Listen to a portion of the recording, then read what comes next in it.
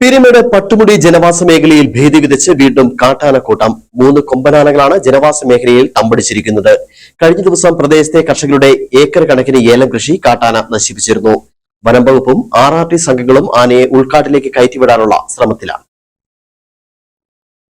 രാവിലെ തേയിലത്തോട്ടത്തിൽ ജോലിക്കെത്തിയ തൊഴിലാളികളാണ് കാട്ടാനയെ ആദ്യം കാണുന്നത്.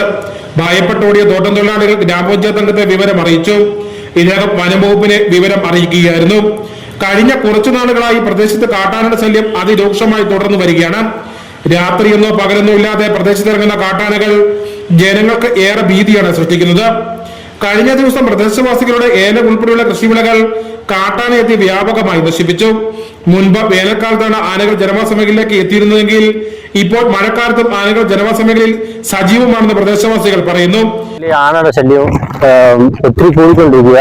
ഞങ്ങൾക്ക് ഇന്നലെ രാവിലെ നോക്കി ഞങ്ങള് എസ്റ്റേറ്റുകാരൊക്കെ പണി ചെയ്ത് ഇറങ്ങിയപ്പോഴാണ് ആനയെ കണ്ടത്. നമ്മുടെ ഫാക്ടറിന്റെ ടവറിന്റെ താഴെ നിന്നത്. അതിൽ ഞങ്ങൾ ഓടിച്ചിട്ട് ഇങ്ങനെ ഇറക്കിയപ്പോൾ ഫാക്ടറിയുടെ പുറകിൽ വന്ന് ഇവിടെ നിൽപ്പുണ്ട്. അപ്പൊ നമുക്ക് ജീവിക്കാൻ വേറെ മാർഗമില്ല. ഡെയിലി ഇത് തന്നെ ഇപ്പൊ മാസങ്ങളായി, 2-3 മാസമായി.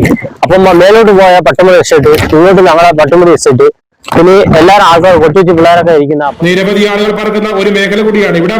തോട്ടം തൊഴിലാളികൾ തീരത്തൊഴിൽ പണിക്കിറങ്ങുന്നതുമാണ്. നാളുകളായി കാട്ടാന ജനവാസ മേഖലയിൽ നിലനിൽക്കുന്നത് ജനങ്ങളുടെ ഭീതി വർദ്ധിപ്പിച്ചിരിക്കുകയാണ്.